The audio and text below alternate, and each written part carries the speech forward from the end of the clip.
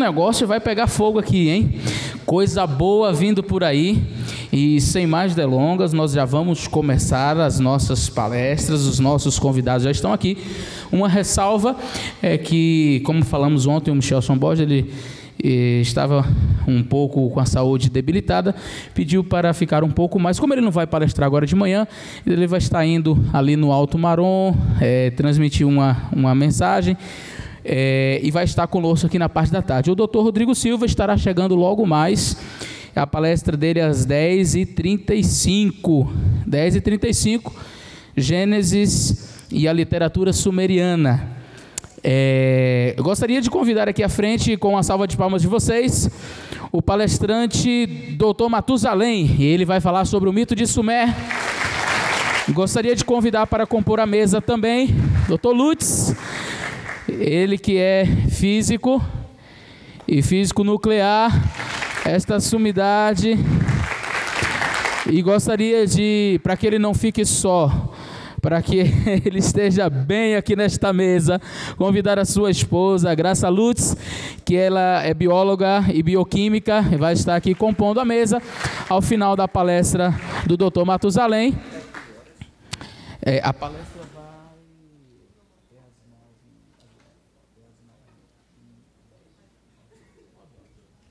Doutor Matusalém vai estar agora palestrando. No final nós vamos ter 3 perguntas. Você pode dirigir aqui aos palestrantes. Lembrando de a gente tentar focar no tema que está sendo apresentado, tá bom? Não exime você de fazer uma pergunta diferente, mas é bom a gente trabalhar em cima daquilo que foi apresentado. Um bom dia para vocês e fiquem agora com o doutor Matusalém. Um bom dia a todos. Parece que não comeram cuscuz no café. Bom dia. Melhorou, muito bem. É uma grande alegria, uma grande satisfação estarmos juntos nesta manhã de sábado para debatermos, explanarmos, um assunto que eu considero de grande relevância, considerando que talvez a maioria não conheça com propriedade esse assunto, mas nós vamos tentar colocá-lo da melhor maneira possível. Mas antes de começar a fazer a explanação, eu gostaria de saudar ao nosso amigo Eliazar. Nós o conhecemos há 2.300 tardes e manhãs, né? Tá certo? Então, é uma pessoa extraordinária. O pai dele também trabalhou ali na nossa região durante um tempo. E assim, a sua dedicação, o seu esforço, a sua capacidade de aglutinar, de realizar, sem sombra de dúvida, extremamente importante. Saudar também o casal Lutz também pelo preparo, pelas 2 pessoas maravilhosas que eles são, assim, com uma capacidade incrível de fazer o que poucos de nós fazemos e raciocinamos, que é a questão da física, da matemática. Isso é extremamente importante, não é? Estudar outras possibilidades de explicação da origem da vida, da origem do mundo, por outra perspectiva, não é? Que é a perspectiva também criacionista, né, do ponto de vista da ciência. E nesse sentido, eu gostaria de começar contando uma história para vocês, uma pequena história, né, para nós darmos a introdução ao nosso assunto. O professor, ele chegou na sala de aula e perguntou para os alunos: vocês sabem qual é o assunto da aula de hoje? Os alunos disseram: nós não sabemos, professor. O professor falou: então, se vocês não sabem qual é o assunto da aula de hoje, então eu vou embora. Então, o professor foi embora, né? Aí os alunos combinaram o seguinte: se ele chegar amanhã e fizer a mesma pergunta, nós iremos falar que nós sabemos qual é o assunto da aula. E então, quando o professor chegou, se apresentou e disse: vocês sabem qual é o assunto da aula de hoje? E então, os alunos falaram: nós sabemos, professor, qual é o assunto da aula. Aí o professor disse: eu vou embora. Disse: por quê, professor? Por que o senhor vai embora? Ele disse: não, porque se você já sabe qual é o assunto da aula, eu vou ficar fazendo o que aqui? Eu vou embora. Tudo bem, o professor foi embora. Então, os alunos combinaram o seguinte: se amanhã ele vier e fizer a mesma pergunta, um lado diz que sabe e o outro lado diz que não sabe. E o professor chegou, né, e perguntou para os alunos no dia seguinte: vocês sabem qual é o assunto da aula de hoje? Um lado disse que sabia e o outro lado disse o quê? Que não sabia. Então o professor disse: então eu vou embora. Aí os alunos: peraí, todo mundo ficou em pé, e aí, por que é que o senhor vai embora? Né? Ele disse: porque o lado que sabe ensina o lado que não sabe. Ok? Então, preste bem atenção. Vocês sabem qual é o assunto da palestra de hoje? Vocês sabem qual é o assunto da palestra de hoje? Eu quero... Bom, mas vamos lá. Gente, eu sou professor da Universidade Estadual da Paraíba já há 26 anos. Há 26 anos que eu sou professor. Ali, atualmente estou como coordenador do curso de História da instituição, mas estou deixando a função do coordenador. Teve a eleição e os pares dos professores e os alunos nos escolheram para a chefia de departamento, então estaremos ocupando uma nova função. Durante algum tempo também nós trabalhamos em uma ONG que nós tínhamos, que era o PROCA, Programa de Conscientização Arqueológica, e também nós tínhamos um núcleo de estudos pré-históricos na universidade que nós ensinamos e nós transformamos para um núcleo de documentação e pesquisa histórica, que é exatamente o NUPEL, de História Local. É um núcleo interessante, nós estamos digitalizando documentos do século XVII, do século XVIII, do século XIX. Nós temos uma equipe, nós aprovamos um projeto na CAPES sobre a questão da história dos municípios, um financiamento de quase R$500 mil, foi bem interessante, que nós tiramos em segundo lugar. Foi eu e mais um conjunto de 2, 3 professores que fizemos esse projeto, e, na verdade, esse projeto que a gente chama projeto de extensão, eu gosto muito da parte de pesquisa, mas o meu foco maior são os projetos de extensão. Então, nós coordenamos também, além desse projeto, nós temos mais um programa de extensão, que nós trabalhamos com a memória e a história dos municípios, e um projeto de extensão também numa área, outra que nós temos formação, que é exatamente o projeto Nas Tramas do Medo, Práticas que Educam para a Cidadania, com base no livro de Jean Delemou, História do Medo no Ocidente. Nós trabalhamos um pouco com essa questão de lidar com o medo, de conhecer o medo à luz da história, à luz da psicanálise, fazendo esse diálogo com base no livro de Michel de Certeau, na História e Psicanálise. Para tanto, a gente hoje está com um curso de extensão lá na universidade, que é realizado todas as semanas por professores. A gente faz de forma multidisciplinar esse curso, e é bem interessante. É o medo, 2 pontos, a história e psicanálise. Um diálogo muito interessante. A gente tem uma formação nessa área de psicanálise também. Não é porque a gente é doido, mas porque nós somos loucos, E nós todos temos um pouquinho de loucura na nossa vida. E é bom a gente ser louco por viver, Ok? Então, mas eu estou colocando essa questão e dizer também que há mais de 20 anos, desde que nós éramos alunos do curso de História, nós estudávamos os sítios arqueológicos da Paraíba, juntamente com um colega meu, nós trabalhamos durante mais de 20 anos juntos. Ele não pôde vir, assim, por motivo justificado, porque ele morreu, aí ele não teve condição de vir aqui à palestra, de forma abrupta, a vida não foi, vamos dizer, ele veio a óbito, então ele não teve condições de vir, tá certo? Mas a gente traz a memória dele, a memória é muito importante.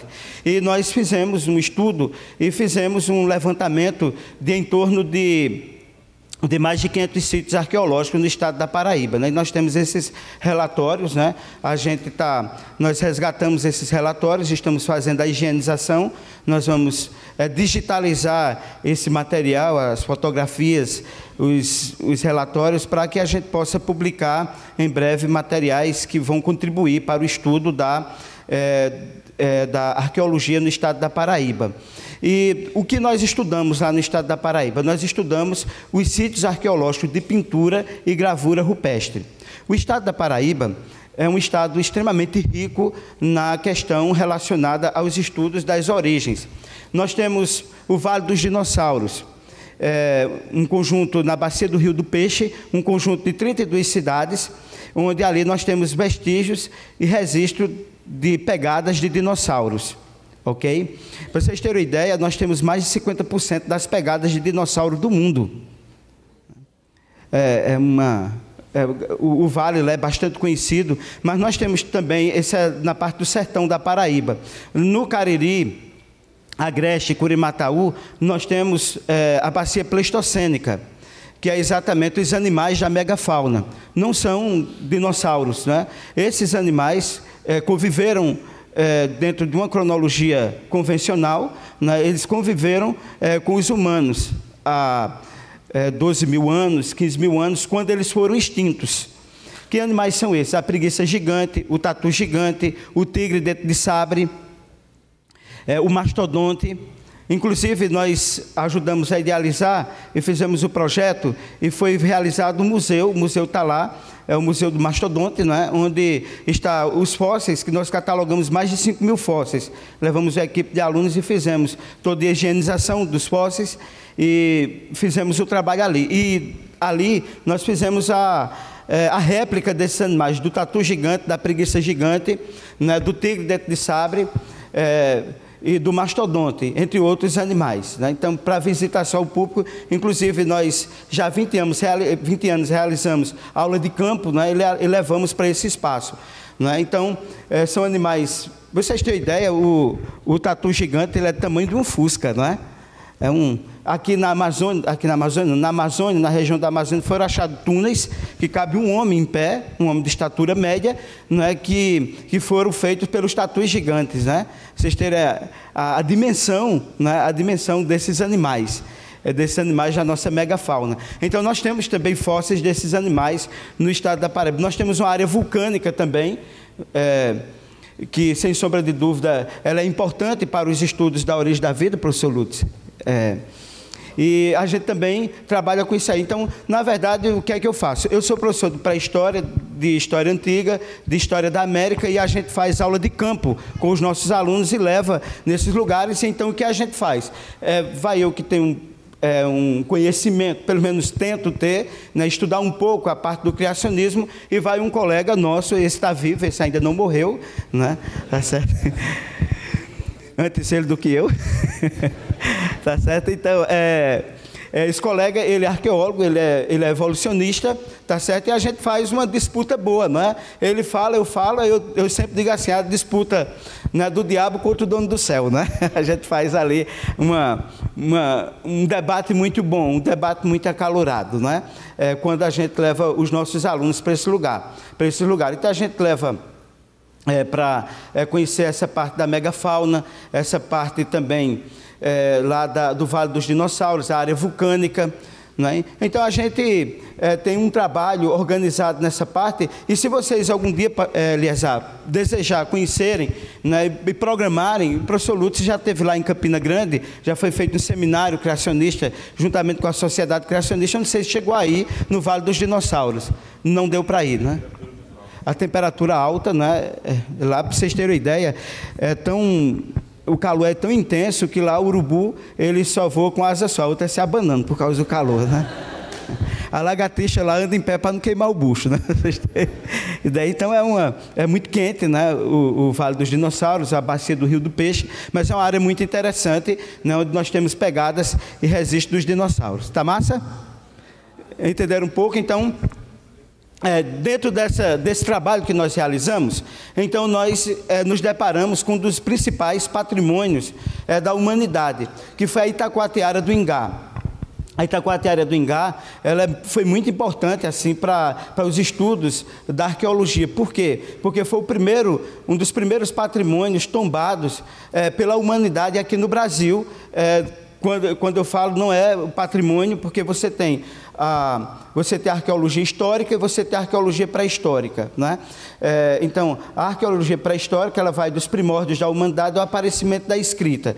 A arqueologia histórica, ela vai do aparecimento da escrita até os dias atuais, né? Então, nós temos os ramos de estudos da arqueologia, né? Então, a arqueologia pré-histórica, nós temos a arqueologia histórica, que vai ser exatamente a arqueologia subaquática, que é feita debaixo d'água.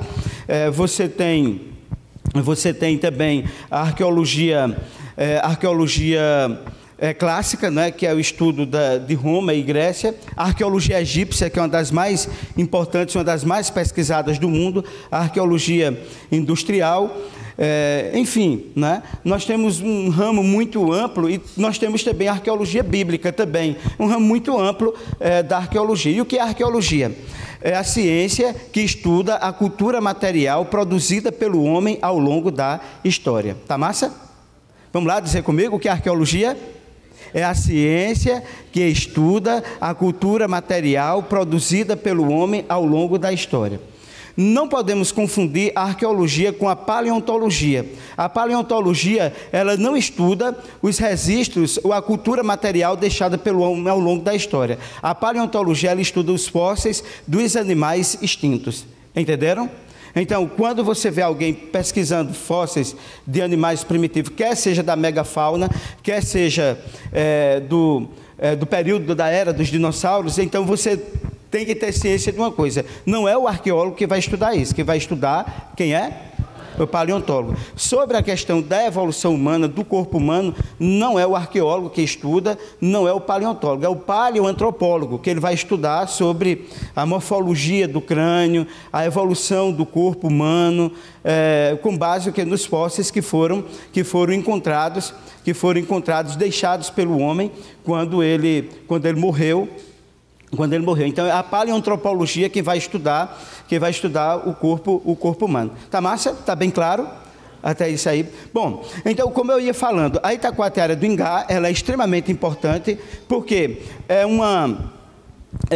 vamos dizer assim, veja bem, do ponto de vista informal, nós conhecemos o nome pedra, não é? A gente diz, ali tem uma pedra, tudo mais, mas o nome científico não é pedra, o nome científico é rocha. Ok? Qual é o nome científico? Rocha. Mas a gente vai chamar pedra porque todo mundo conhece como o quê? Como pedra. Mas todo mundo sabe que pedra é rocha e que rocha é o quê? É pedra. Então, eu vou chamar aqui a Pedra do Ingá para ficar mais claro para o nosso conhecimento, já que é o nome que nós nos apropriamos. Então, a Itacoatiara do Ingá, ou a Pedra do Ingá, ela tem 24 metros de comprimento e 3,5 metros de altura. Ok? Quantos metros de comprimento? 24 metros de comprimento e de altura 3,5 metros. Então, tem centenas de registros rupestres. O que são registros rupestres? São registros deixados pelo homem. Então, o que é que tem lá? Gravuras rupestres. O que são gravuras rupestres? Foram gravuras feitas pelo homem em baixo relevo, que estão registradas lá nessa Itacoatiara. Então, você pergunta, o que é Itacoatiara? Itacoatiara é uma palavra de origem tupi. Não é tupi-guarani, porque aqui nós falávamos a língua tupi. Ali na região, já chegando para o Paraguai, ali fala o guarani. Uma parte do sul também os índios falavam o guarani. Tá? Então, eles faziam o registro de desenhos em baixo relevo, e esses desenhos nós chamamos de Itacoatiara, que de origem tupi, que quer dizer pedra pintada ou pedra gravada, mas é uma pedra gravada. Bom, as gravuras que nós chamamos de gravura rupestre, gravura feita da rocha ou gravura feita na pedra, essas gravuras elas têm um significado, elas têm um simbolismo. E dentro desse significado, desse simbolismo, é exatamente o que nós conseguimos extrair, algo que seja interessante e relevante para que nós possamos aprofundar aquilo que nós gostaríamos de apresentar para vocês. Ok? Vocês entenderam direitinho até agora? Tá claro? Tá massa? Tranquilo? Está favorável? Beleza, então vamos lá, vamos seguir. Bom, então, a Itacoatiara do Ingá, ela se notabilizou. Para vocês terem uma ideia, as grandes universidades do mundo, como a Universidade de Lyon, na França, na década de 80, ela trouxe uma equipe da França para fazer estudos nessa Itacoatiara.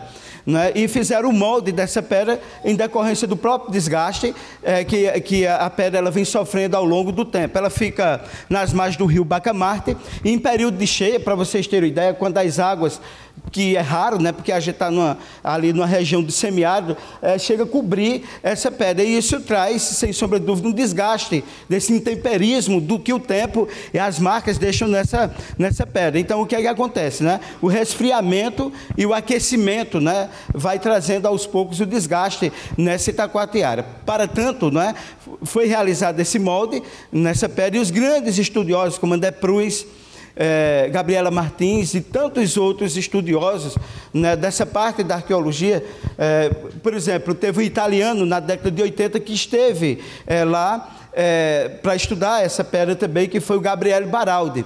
Né? Então, o que nós podemos dizer, os grandes estudiosos da arqueologia foram estudar, e tem diversas e inúmeras teorias sobre a Itacoatiara do Ingá. Tá ok? Até aí?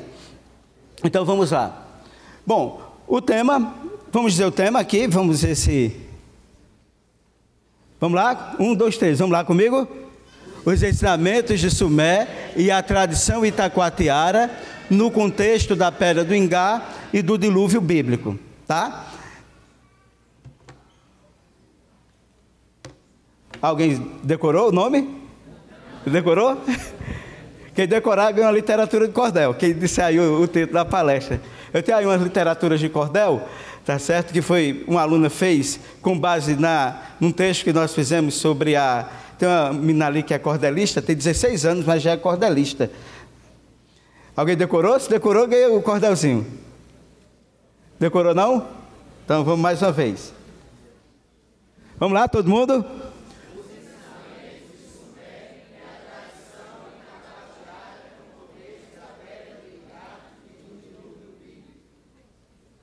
E agora?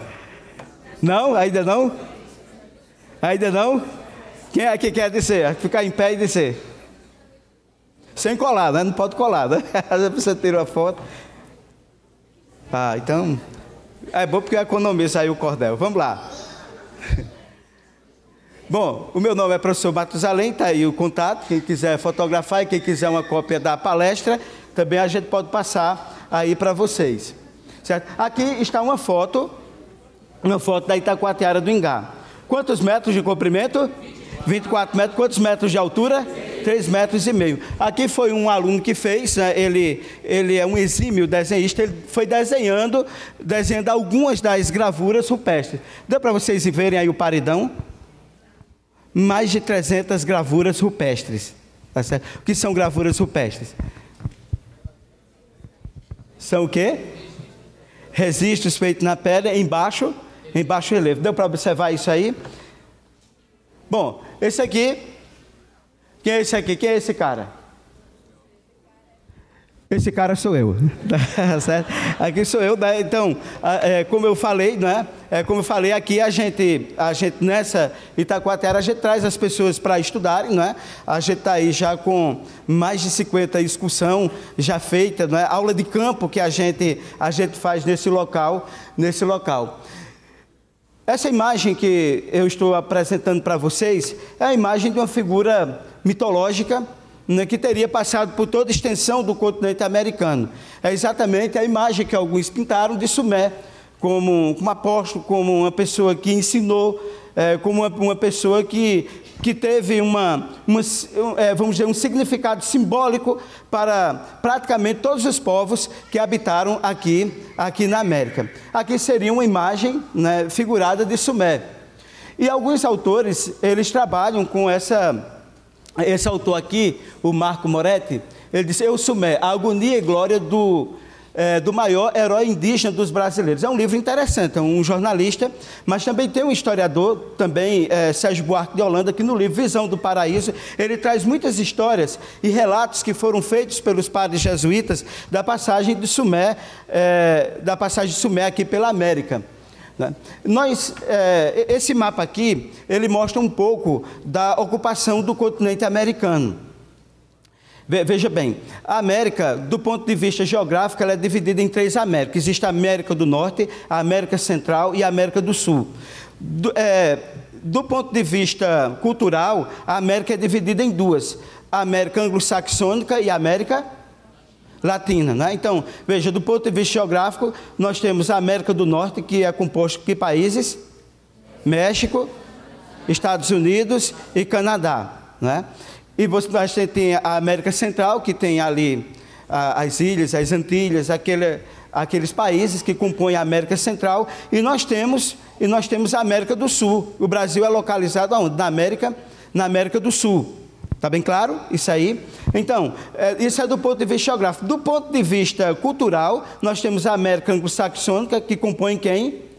Estados Unidos e Canadá. E a América Latina, que do México e todos os países, né? E todos os países da América. Então, o restante dos países da América do Central e da América do Sul, do qual o Brasil faz parte. Ok?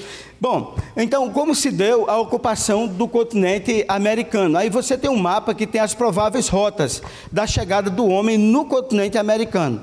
Então, a gente tinha 2 teorias e algumas hipóteses. Nós temos a teoria autóctone e a teoria alóctone.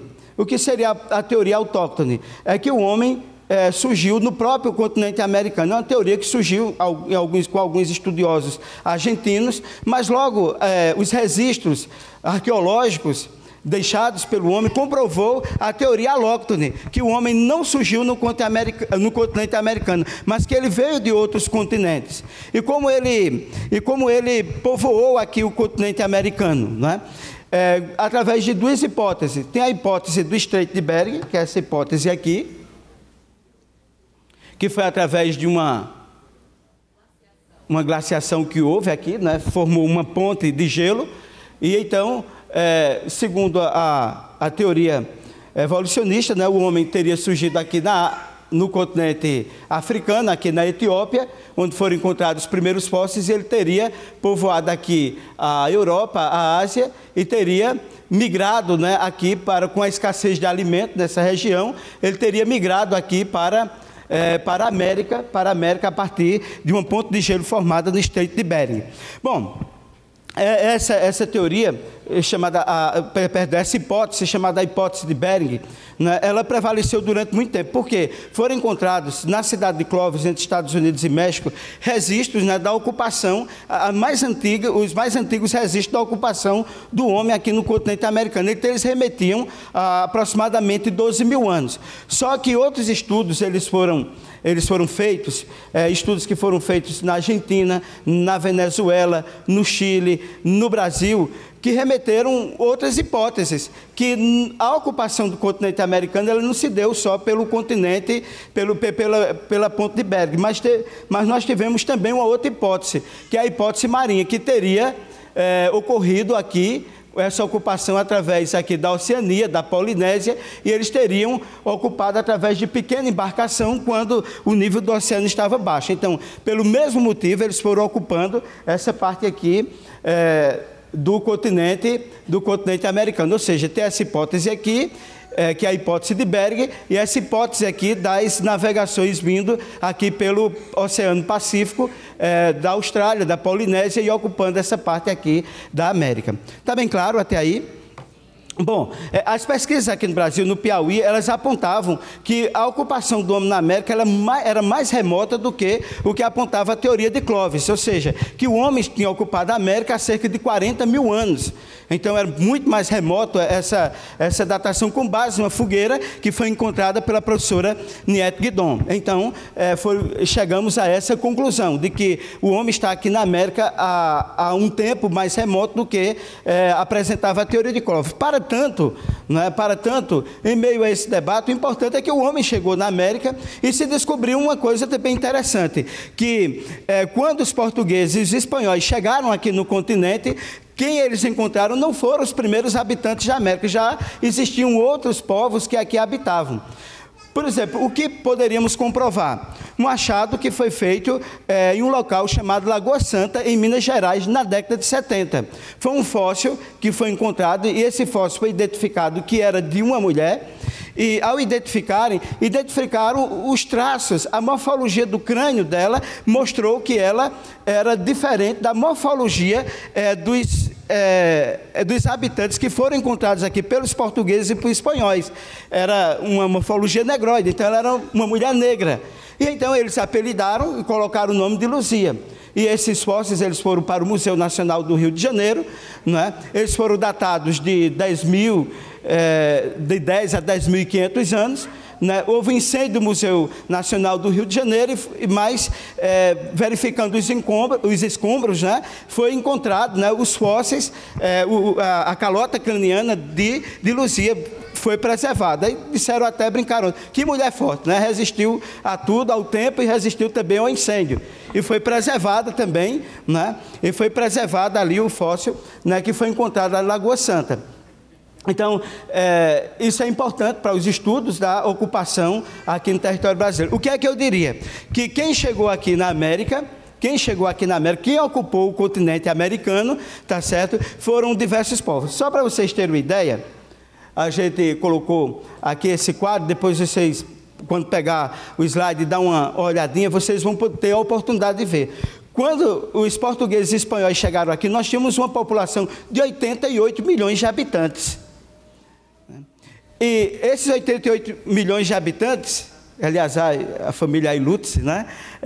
Nós tínhamos mais de 3 mil, né? Mais de 3 mil grupos, tá certo? Indígenas ou nações indígenas que aqui ocupavam essa região. Então, nós tínhamos uma diversidade de nações indígenas, uma diversidade cultural imensa aqui no território americano. Ficou bem claro? Ficou bem claro? Então, nós temos duas teorias, nós temos duas hipóteses, né? A teoria alóctone, a teoria autóctone, nós temos a hipótese de Berg, e nós temos a hipótese pelo oceano, que foi pela Austrália, pela Polinésia, ali, né, porque nós tivemos a ocupação do continente americano. Então, o continente americano tem, na chegada dos portugueses e espanhóis, tinha em torno de 88 milhões de habitantes, e nós tínhamos também, né, além disso, mais de 3 mil nações que aqui habitavam. Especificamente no estado da Paraíba, nós tínhamos os grupos que habitaram lá, foram os potiguaras, os tabajaras, né, os cariris e os tarairus, que foram os grupos da nação tupi, que povoaram ali, né? Mas no litoral foram os potiguaras e os tabajaras, e no interior foram os cariris, onde o Eleazar e o pai dele trabalharam, moraram, foram exatamente os índios cariris. E mais para o interior da Paraíba foram os tarairus.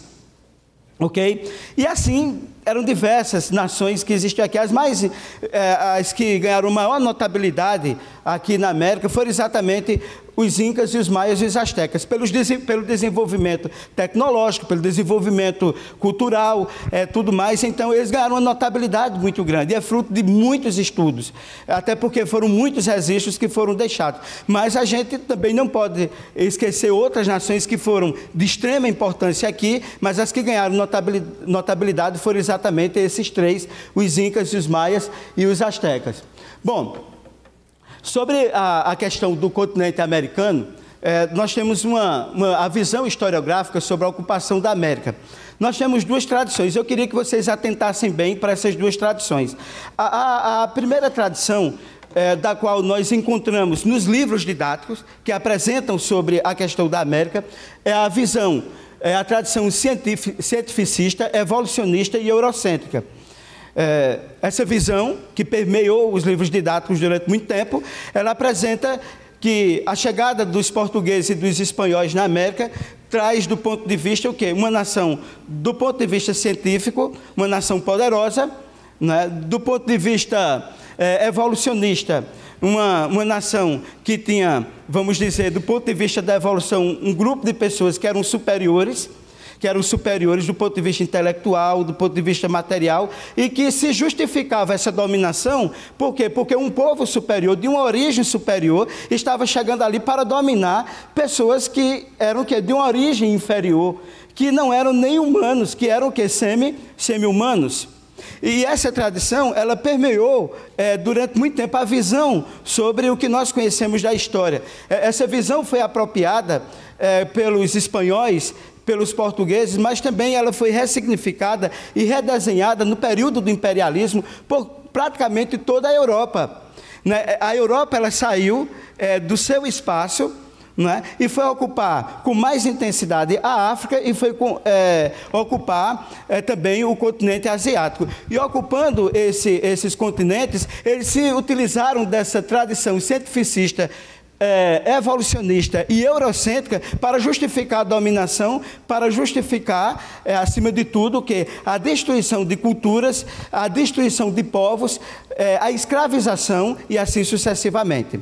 Note que quando se estabeleceu a escravidão no Brasil e na América, né, a escravidão, ela se deu aqui na América dos Estados Unidos para cá. O sul dos Estados Unidos foi uma colonização de exploração, e ali, né, se promoveu a escravização dos negros que foram levados lá da África para serem escravizados nos Estados Unidos. Na América Central, tivemos a escravidão também é negra também. Aqui na América do Sul, nós tivemos o Brasil, que foi a escravidão negra, que foi feita pelos portugueses, e no restante da América foi a escravidão indígena, que foi patrocinada pelos espanhóis.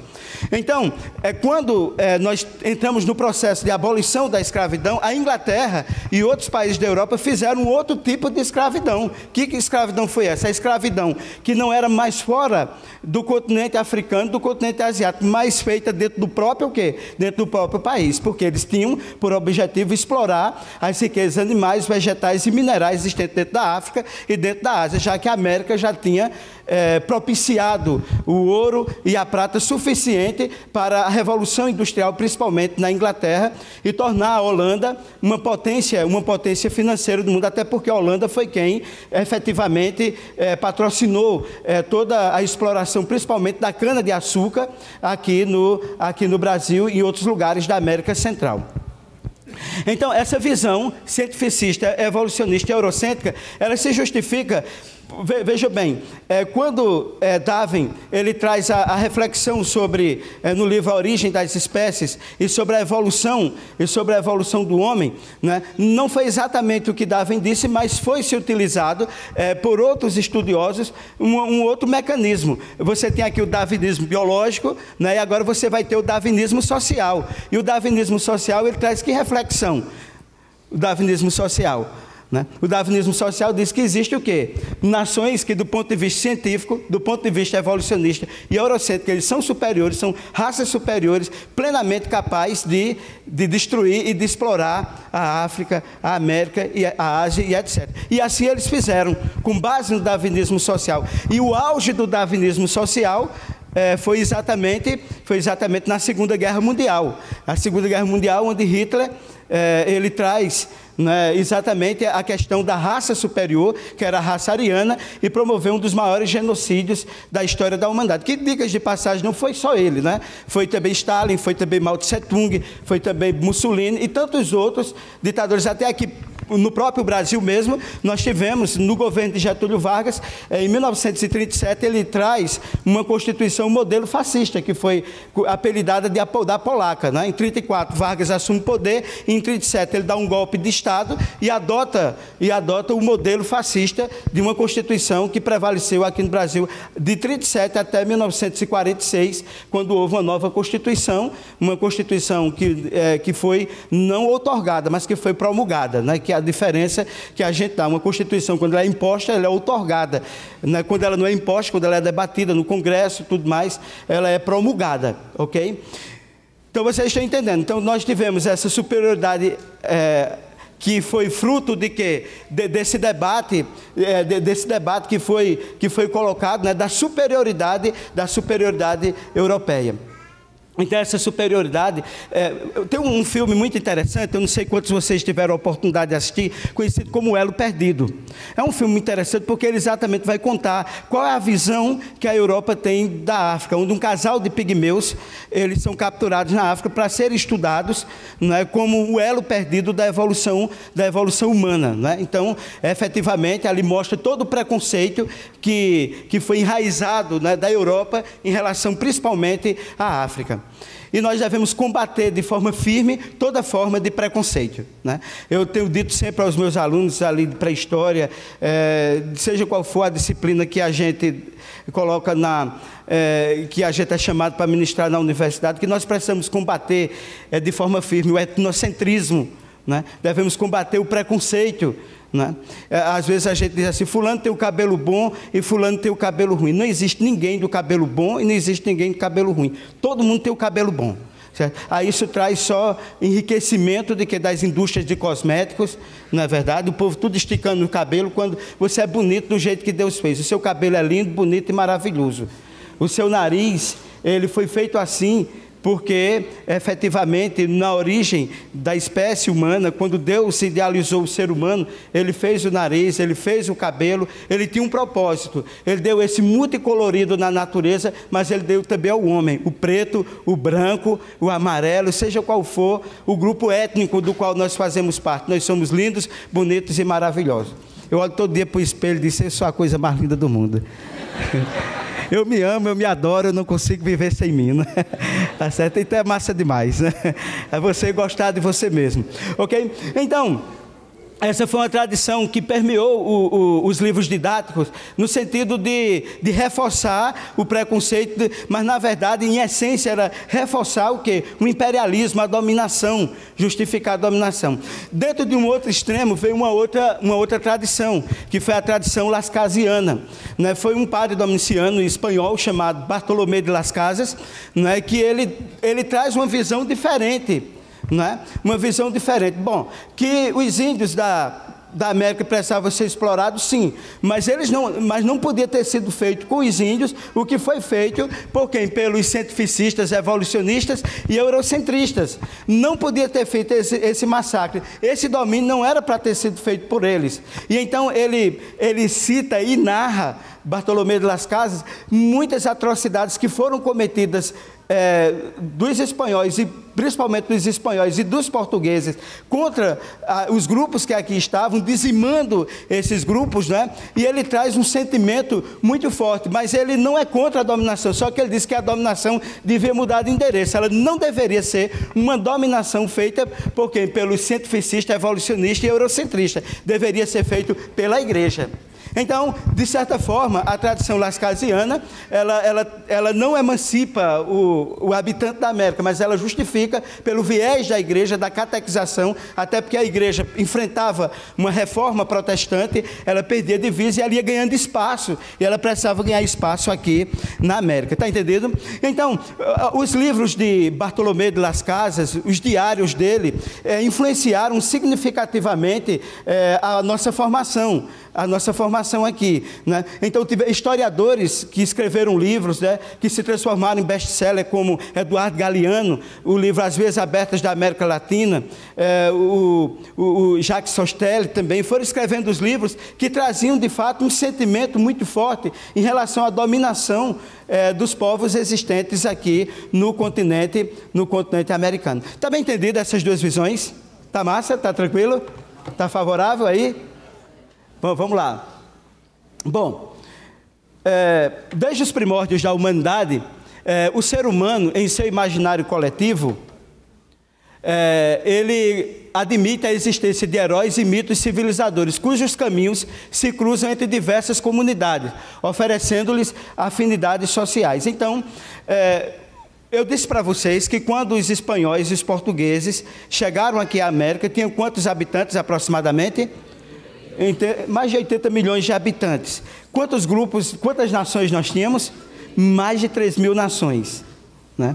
E então, nessa história que foi construída, né, nessa diversidade de povos, de religião, de cultura que nós tínhamos aqui na América, foi encontrado histórias que foram narradas pelos padres jesuítas que aqui passavam. E essas histórias, ao serem narradas, foram transformadas em livros e foram, sem sombra de dúvida, levadas ao conhecimento e se trouxe isso aí para a academia, se transformadas em tese de doutorado, em dissertação de mestrado e em livros que se tornaram importantes, de pessoas que teriam passado aqui e teriam um poder simbólico, um poder mágico, um poder religioso, um poder pessoal que influenciou a identidade daqueles que aqui moravam, ok? E nesse sentido, né, categoricamente, nós podemos citar o nome de quem? O mito de... Não entendi. O mito de Sumer, no qual se tornou uma incógnita em toda a extensão do continente americano. Então, em todas essas histórias, na passagem de tantas pessoas que aqui passaram, a que mais ganhou notabilidade não foram os portugueses e os espanhóis, Cabral, Cortés e tantos outros. O que teve uma representação simbólica mais forte para o americano, né, para aqueles que habitavam aqui na América, foi Sumer. E isso foi efetivamente relatado em livros e, como eu disse para vocês, se transformaram em teses de doutorado, em dissertações de mestrado, né? O mito de quem? O mito de Sumer. Bom, mas em cada local em que se chegava, ele tinha nomes diferentes, mas as características do que ele fazia e do que ele representava eram as mesmas. Não, veja, é conhecido como Sumé, Zumé, Zamina, Quetzalcoatl, e assim ele foi ganhando nomes, mas as características eram as mesmas, que foram atribuídas a esse herói, a esse mito que passou aqui no continente americano. O mito de Sumé, ele ganhou rapidamente espalhou-se por toda a colônia brasileira e colônias da América do Sul, e teria deixado várias evidências. A questão foi o seguinte, que Sumé, quando os padres jesuítas chegaram para aqui, eles encontraram uma aproximação fonética, não é? Quando eles ouviam história, como Portugal também ocupou a Índia, lá na Ásia, então eles encontravam histórias, não é, de um discípulo de Jesus que teria passado ali pelas Índias, e de lá ele tinha sido martirizado e se tornou um dos principais apóstolos cristãos quando os portugueses, vamos dizer, dominaram a Índia e ali implantaram o catolicismo. Então eles ressignificavam os símbolos ali e colocaram um nome daquela pessoa ali como o apóstolo Tomé, que foi um apóstolo que acompanhou quem? Que acompanhou Jesus Cristo. Então veja, aqui na América, quando eles conversavam com os índios, eles viam histórias, e essas histórias eram semelhantes ao que eles escutavam, o que era narrado e o que estudavam na catequese, na igreja, na Europa. E eles ficaram impressionados. Como essas histórias são semelhantes? É o que foi que vocês não sabem falar. Como vocês não sabem falar? Porque eles têm uma visão o quê? Eurocêntrica, o que mais? Evolucionista e o quê? Cientificista. Então vocês não sabem falar, vocês são quase bicho, quase animal, mas o nome certo não é Sumé, o nome certo é o quê? Tomé. Então eles se apropriaram da história, ressignificaram os símbolos e transformaram Sumé em quem? Em Tomé. E Tomé era o quê?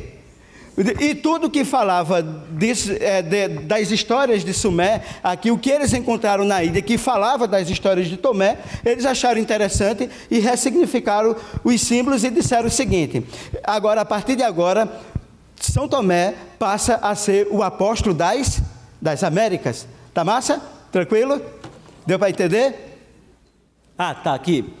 A tradição conta que muito tempo atrás, quando os brancos não tinham ainda chegado por aqui, Pai Sumé se manifestou, andou, comeu e ensinou entre os nativos. Então, esse ser mitológico, ele andou, ele ensinou, ele comeu, ele conviveu, o cotidiano de Pai Sumé com os indígenas aqui da América, ele trouxe um significado. Não é? Aí você pode até perguntar, mas como é que a gente prova, não é, que Pai Sumé passou por aqui? Existe alguma relíquia, alguma coisa que prova a passagem dele aqui? É exatamente isso que nós iremos debater. Note bem, Pai Sumé, ele foi considerado como o protetor do Brasil. Esse ensinamento tradicional é conservado por alguns pajés indígenas e caboclos. Então, como os pajés, os caboclos, eles tinham uma referência muito grande, Pai Sumé, quando chegava, ensinava a eles algumas coisas. E essas coisas que Pai Sumé ia ensinando, ganhavam um significado para ele. Ensinava a plantar, ensinava como utilizar determinadas plantas, ele ensinava sobre a história da criação do mundo, sobre um dilúvio que aconteceu. Não é? Então, Pai Sumé, ele começou a se entranhar e influenciar a cultura desse povo, a vida desse povo, por tudo aquilo que ele ensinava, por tudo aquilo que ele representava. Só que, não é, ele trazia, por parte dos pajés, não é, dos caboclos, daquelas pessoas que tinham essa importância religiosa, ele trazia um certo ciúme também, porque na medida que Pai Sumé ele era amado, ele era também o quê? Ele era odiado. E muitas foram as tentativas também de matarem Pai Sumé. E há histórias fantásticas sobre isso aí. Pelo Oceano Atlântico, e por outros rios existentes aqui no Brasil e a divisa. E diz uma história que Pai Sumé estava deitado em uma cabana. Ele estava ali deitado e atearam fogo na cabana dele. E de forma milagrosa, Pai Sumé, ele escapou. E perseguiram Pai Sumé. Ele não tinha por onde sair.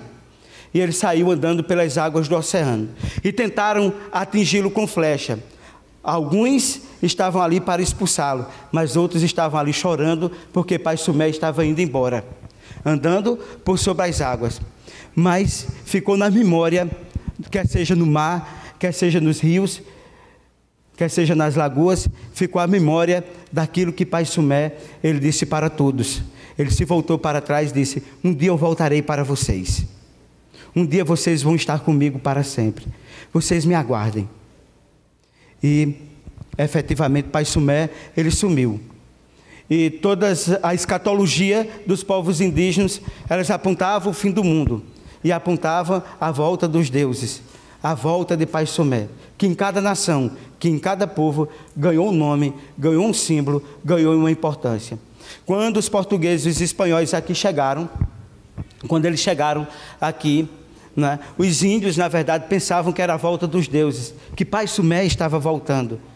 Mas eles não sabiam que quem estava chegando era que os seus dominadores, cientificistas, evolucionistas, que vieram para destruí-lo, para massacrá-lo, e não era quem? E não era o que ele esperava, que era quem? Pai Sumé. Teve gente que ficou com vontade de chorar? É linda da história de Pai Sumé, não é? Bom, tendo também, como eu falei, um espírito guardião do Brasil. Aqui tem um texto rico que fala sobre esse poder mágico, sobre essa influência de Pai Sumé. Uma prece, aqui nós temos uma prece, à tarde nós vamos passar, no final da palestra, a oração de Pai Sumé, nós vamos passar em áudio aqui. Gente, não é para ninguém adorar Pai Sumé não, porque já tinha gente dizendo, como é que eu faço para adorar, para entrar nessa religião de Pai Sumé? Não é isso não, viu? A gente está só mostrando a história do mito, não é para ninguém adorar não, tá? Ok? Então aqui, guardião de nossa pátria, protetor destas terras, purifica onde vive-nos de todo o miasma e protege nossos lares dos seres malvados. Vigia nossas matas, rios, cachoeiras, Monte Sumé. Guarda nosso povo dos inimigos exploradores, grande pajé. Tua bênção, quem veio do Toriaba e do Coraguaçu, se espalhe por onde eu caminhar. Tonapa, Tonapa, nosso Pai. Né? Então, quando se percebeu que efetivamente não era Pai Sumé quem estava chegando, né? Então eles começaram a rezar. Foi aí onde Bartolomé de Las Casas, né? ele vendo todo o sofrimento que passava o índio, ele tentou, né, impedir essa exploração vinda aqui no continente americano, né? Ele tentou aglutinar a igreja para que a igreja ela lutasse pela emancipação dos índios em torno de quê? Da dominação não pelo Estado, mas pela igreja, a igreja quem tinha essa responsabilidade de cuidar dessas pessoas, desses seres humanos. Bom, ressaltamos que sempre foram vistos por muitos padres, estudiosos e mesmo por pessoas comuns relatos de pegadas na rocha, que dariam testemunho da passagem dos trabalhos de Sumé aqui na América. Então, o que foi que nós encontramos? O que nós encontramos? Relatos de padres, relatos de pessoas que passavam na América e viam registros, e esses registros foram chamar a atenção, porque os índios chegavam e diziam assim: ó, vem aqui, isso aqui é a prova que nós temos, que Pai Sumé, ele passou por aqui.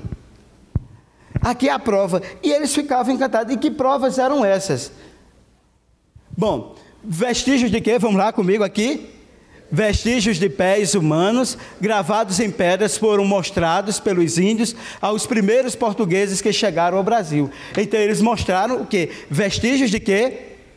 De pés humanos, que era exatamente o que nós chamamos Itacoatiara, gravura rupestre em baixo o quê? Em baixo relevo.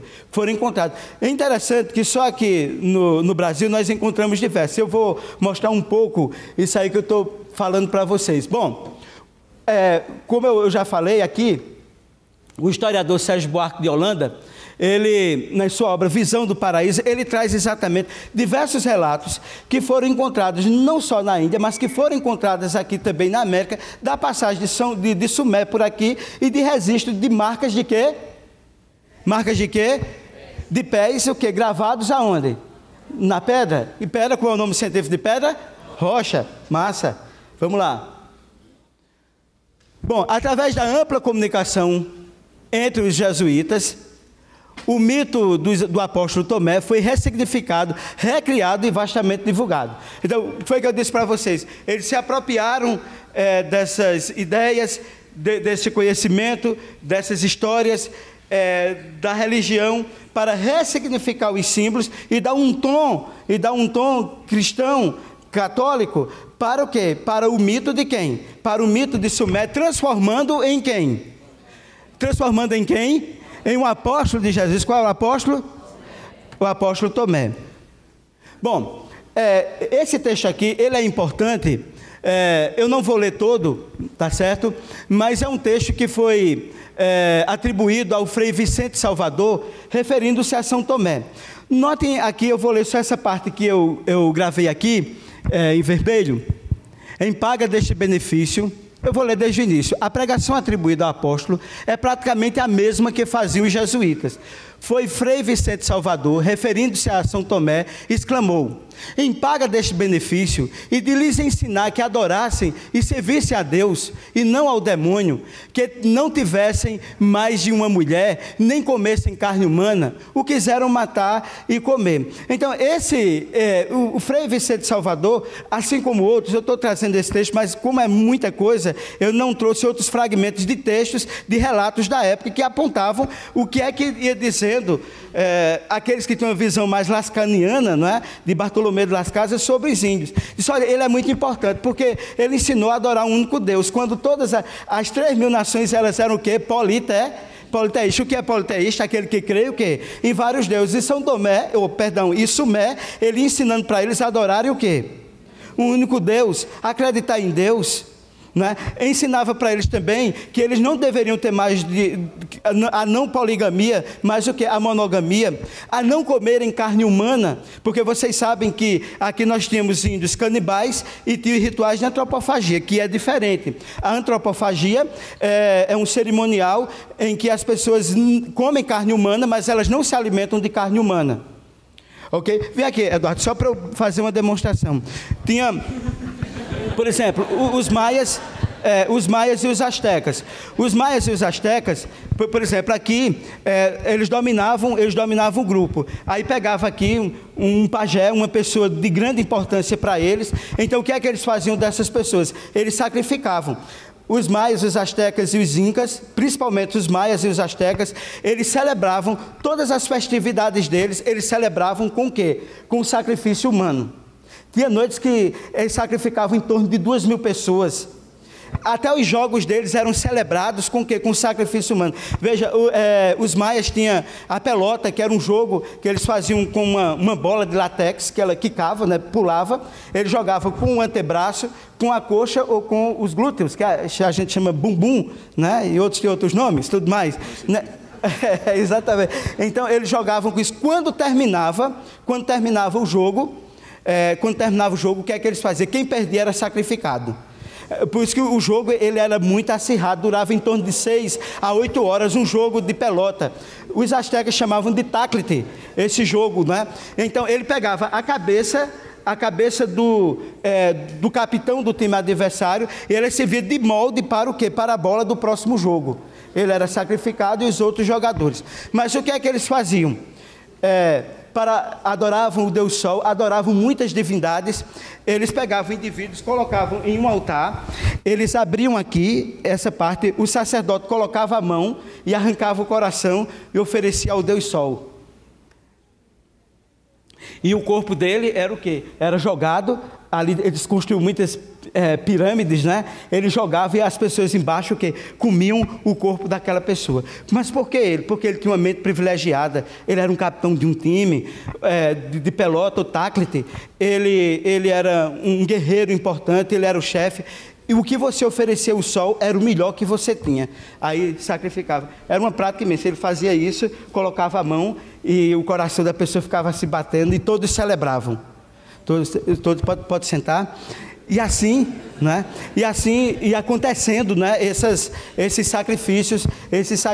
Bom, então, o que de fato vai acontecer para nós irmos para os finalmente, pelo menos nesse primeiro momento? O que ia acontecendo, né? O que ia acontecendo que os ensinamentos de Sumer iam contra isso aí. Então, como Sostelli e tantos outros historiadores da América, eles mostram que, por exemplo, entre os maias, os índios e os astecas, e entre todos os outros povos, existia uma tentativa de restaurar um culto monoteísta em meio a um contexto o quê? Politeísta. Aí vocês entendem porque muitas vezes, foi combatido os ensinamentos de quem? Os ensinamentos de Sumer. Quem está dizendo não sou eu, estou colocando aqui um relato, conforme vocês estão vendo, um relato antigo de 1600 e pouco, né, que esse Frei nos traz. Em quase todas as citações, Sumer aparece relacionado a antigas marcas de pedras, desde pegadas quanto a gravuras diversas, interpretadas como letras. Eu vou terminar a passar, por exemplo, só passar algumas aqui, pegadas de Sumer, de São Tomé, que nós temos aqui em Itapuã. Ali na Bahia, aqui é Bahia, não é? Aqui na Bahia. Que coisa boa, né? Aqui em Trinidade e Tobago, vocês estão vendo que parece, né, uma itacoatiara, um registro, uma pegada humana. Aqui você tem o pé de Sumé, o petroglifo da Baía de Paranaguá, no Paraná. Nós temos esse aqui, um dos mais importantes. Por que essa pegada aqui? Porque nessa pegada nós encontramos a estrada, talvez a maior estrada que liga as Américas, não é? Essa estrada você tem a importância dela. Aqui, ela está aqui do Paraná, passando de São Paulo, passa aqui para o Paraguai, onde é muito forte a tradição de Sumé aqui no Paraguai, e vai chegar até os Andes peruanos. Para você ter uma ideia, são mais de 2.000 quilômetros de estradas que foram feitas. Eu tenho aqui, eu acredito que coloquei, um pedaço dessa estrada, conhecido como a Estrada do Peabiru, ou a Estrada do Ouro, que os portugueses começavam a procurar, e dizendo o seguinte: se nós encontrarmos essa estrada, nós vamos encontrar o ouro. Que o ouro tinha um valor para o índio, e tinha outro valor para os portugueses e os espanhóis. Aqui são fragmentos dessa estrada que foi encontrada. E essa estrada, se você fizer o caminho, alguns fazem o caminho dela, você partindo ali de São Paulo, Paraná, você vai chegar até o Peru, por pedaços dessa estrada. Tá massa? Verificaram aí? Aqui mais um outro trecho da estrada. Aqui um mapa antigo mostrando a estrada, que é a Estrada do Peabiru, a mais antiga estrada brasileira. Você percebe aí, com toda a tecnologia que nós temos, a gente faz 200 quilômetros, tem propina, tem isso, tem aquilo outro, mas eles faziam, não tinham o equipamento que eles tinham lá, e essa estrada é atribuída a quem? A Sumé, para interligar o quê? Para interligar a América. Bom, aqui alguns relatos, né, dessa estrada. Aqui, eu estou colocando aqui essa foto, porque é uma foto também utilizada, que foi desenhada, que você percebe que Sumé, ele não tem a morfologia do indígena que aqui estava, né? A morfologia do indígena, vocês veem alguém aqui parecido com o indígena? Eu não, que eu sou parecido com o quê? Com o holandês? Não? Com o alemão? Com o espanhol? Com o boliviano? Mais ou menos, né? Então, é por isso que eu disse lá na Bolívia, eu disse: olha, a Bolívia tem o povo mais bonito do mundo. Por quê? Porque disseram, quando eu cheguei lá, que eu era parecido com um boliviano. Então, eu deduzi que os bolivianos são o povo mais bonito do mundo. E lá, eu fui para um evento, né? Eu fui confundido lá com um representante de Evo Morales, né? Cantaram o hino nacional, me abraçaram, né? Eu sentei, aí foi naquele dia que eu descobri o seguinte: esse cara sou eu, né? Daquele dia por diante, eu não tive nenhuma dúvida. Bom, a morfologia dele, o rosto dele é completamente diferente daquele do qual nós encontramos aqui. Bom, aí aqui vem alguns livros, os Mazombos e Pai Sumé do Peabiru, Pai Sumé, as mitos e lendas do Paraguai, e por aí vai. E dentre muitos registros atribuídos a Sumé, onde ele poderia ter ensinado aos grupos primitivos da região, aí eu saio, eu vou concluir aqui, eu saio exatamente desse aspecto geral para mostrar para vocês a pesquisa que nós fizemos. Não é porque se a gente lê e a gente não faz alguma coisa, né, a gente não contribui. Então, como eu disse para vocês, a gente tem se especializado na questão das gravuras e das pinturas rupestres, e nesse caminho que nós fizemos nos mais de 500 sítios arqueológicos, eu vou mostrar para vocês em um sítio arqueológico, que foi a Itacoatiara do Ingá, como ela está contextualizada com os ensinamentos de Sumé. Tá massa? Tá certo? Então, os primeiros 30 que chegarem à tarde, as primeiras 30 pessoas que chegarem à tarde, nós vamos dar um presente para vocês, que é um cordel sobre a história de Sumé. E não percam a tarde. Se você poderia perder, era hoje de manhã. Agora à tarde você não pode perder, tá certo? Porque senão o Sumé vai castigar você. Muito, muito bom.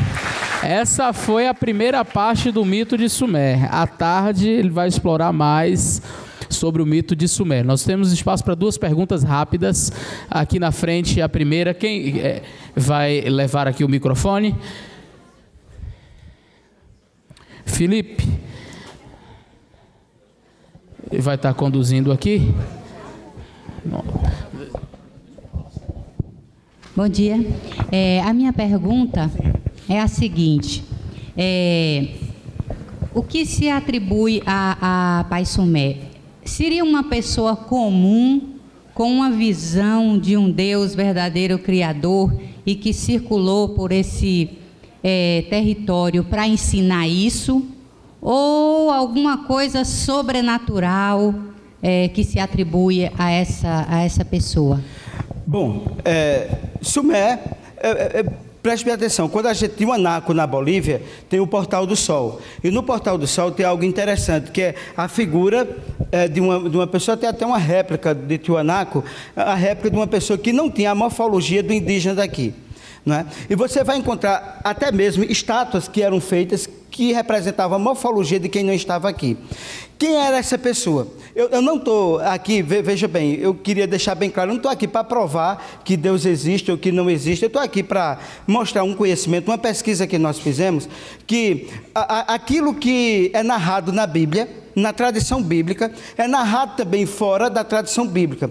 O que os padres eles fizeram foi o seguinte: os padres eles conheciam o quê? Eles conheciam a Bíblia. Conheciam ou não conheciam? Conheciam a Bíblia. Eles conheciam a história do dilúvio, a história da criação, a história de um único Deus, sim ou não? Sim, não é? Agora veja o seguinte: quando chega uma pessoa aqui que contesta tudo isso aí, que traz um novo ensinamento, ele vai ser símbolo de quê? De amor e de ódio, não é? Então nós estamos vivendo no Brasil um processo político, né, traumático, de amor e de ódio revelado por determinados candidatos, não é? Então Sumer, o que é que a gente diz? É que os índios, eles comprovavam que existia aquela pessoa, que passou aquela pessoa, que foi importante. O que aconteceu foi que os padres, eles se apropriaram dessa história e ressignificaram esses símbolos, para tornar Sumer, ele cristão. Deixar Sumer de ser indígena, para ele se tornar o quê? Para ele se tornar cristão. Uma cristianização a partir do nome de quê? E da pessoa de Sumer, que os índios diziam que existiu. Em todas as culturas aqui da América se fala na existência desse homem. Eu não sei se eu entendi a sua pergunta, eu não sei se eu respondi, era isso mesmo? Qual era o tom, assim, só repetindo, aí. O que eu queria saber, assim, é se concluiu, pode ser que não tenha concluído, que essa pessoa, esse Pai Sumer, ele era uma pessoa comum, com princípios de Deus Criador, Deus Criador, ensinando esses princípios. Sim. Hoje, não era nada sobrenatural, era uma pessoa comum, era uma pessoa comum que era atribuído para eles o quê? Conhecimento sobrenatural. Ele era uma pessoa comum que quando a pessoa tem um conhecimento, por exemplo, as ressignificações de Padre Cícero do Juazeiro. Padre Cícero era um santo ou uma pessoa comum? Ele era uma pessoa comum. Qual foi a importância de Padre Cícero? E Padre Cícero, ele estudou na Paraíba, né? Ele conheceu um professor que tem lá, que agora me falha o nome, entendeu? Que passou alguns princípios para ele, de como... Esse livro está até na Biblioteca de Senado norte-americana. E como é o nome, né? Padre Biapina, tinha um outro nome, que fundador das escolas da Paraíba, tudo mais, era um padre.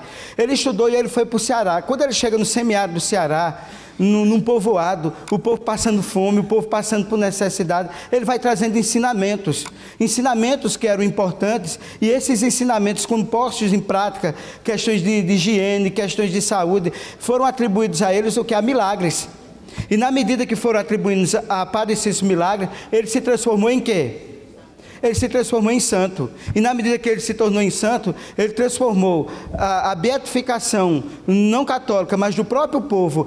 A Padre Cícero transformou ele o quê? No mito numa figura religiosa importante para aquele povo. Se você tirar o símbolo de Padre Cícero do Juazeiro, o Juazeiro hoje tem quase 300 mil habitantes. Tudo em torno de quê? Do símbolo e do mito de uma pessoa, que é o quê? Padre Cícero. O comércio, a vida funciona em torno daquela história. Então, muitos povos, a vida e a história passaram a partir de um ser humano, que ele talvez não tivesse o propósito de ser adorado, disso, aquilo, outro, mas que as pessoas se apropriaram das ideias dele, e o ser humano tem sempre aquela necessidade, né, veja, 90% das pessoas estão prontas para o quê? Me dominem, 10% para dominar. Então o ser humano tem uma predisposição a ser dominada, a ser controlada por outro. Então, as pessoas, elas colocam no outro sempre a esperança. Você pega uma história política recente do Brasil, então as esperanças de uma parte da população está em um candidato e a esperança do Brasil está em outro candidato. Então, eles estão disputando um poder em torno de quem? De mais de 90%, que acha que um lado ou outro será o que é a esperança. Talvez os candidatos não queiram nem ser isso, mas os povos, tem candidato que você chama o mito, aí eu estou logo dizendo que a gente está falando mito de Sumé, não é o mito de outra, não, tá certo, que o candidato é o mito, é isso, aquilo, outro. Por quê? Porque o ser humano, ele tem essa necessidade. Entendeu, Tamácia? Ok, só mais uma pergunta e já encerramos. Ali na frente, já tinha levantado a mão. Se era Tomé, como ele conseguiu atravessar o oceano? Veja bem, eu mostrei para vocês que as hipóteses sobre o povoamento da América. Tem a hipótese de Berg e tem a hipótese do oceano. Então, as próprias narrações os mapas antigos, por exemplo, das viagens de Marco Polo, se existia um conhecimento de navegação, né? Talvez a gente ainda não se apropriou, porque as pesquisas, elas estão aprofundadas. Eu tenho livros que narram que é possível que do Oriente para cá nós tivéssemos tido algumas navegações que vieram para cá. É tão importante isso que tem um historiador muito antigo que ele diz o seguinte, tem um capítulo dele que ele diz o seguinte: Salomão aqui no Brasil, na floresta amazônica, para levar madeira para a construção do templo, né, do templo de Salomão. Aí ele diz o seguinte, que o rio Solimões, né, inclusive a gente está fazendo trabalho ali na região do Alto Solimões, que o rio Solimões, ele seria atribuído a esse nome a quem? Ao rei Salomão. Eu não estou afirmando que eu estou dizendo o que diz. Então, quando eu digo, essa narração é uma narração religiosa e simbólica, que eles disseram que Pai Sumé foi andando por sobre as águas. Não é? Isso é uma narração, não é? Mas do ponto de vista prático, Pai Sumé teria condição de andar sobre as águas? Entendeu? Isso é uma narração que, vamos dizer, a lenda de Pai Sumé conta, como outras lendas de Pai Sumé contam outras histórias sobre ele, mas que a chegada aqui de povos, de outras pessoas, pode ter sido por embarcações, porque se conhecia técnicas de navegação. E a gente encontra isso nos registros rupestres, essas técnicas de navegação, das quais as pessoas chegavam aqui, né, através de pequenas embarcações, principalmente quando o oceano estava com as águas baixas. Entendeu para entender? Foi massa? Tranquilo? Está favorável? Pessoal, a gente sabe aí teria mais 10 a 20 perguntas. Entretanto, o nosso tempo está avançado. A gente precisa ter a próxima palestra. O doutor Matusalém vai estar à disposição de vocês para responder outras perguntas. Se a gente for abrir para todas as perguntas, aí a gente vai comprometer o tempo aqui, que se você observar no nosso programa, já passou um pouquinho para a palestra do doutor Lutz e em seguida a palestra do doutor Rodrigo Silva. Então, a gente vai respeitar os tempos e aí você pode fazer a sua pergunta depois para ele em particular ou em algum outro momento, tá bom?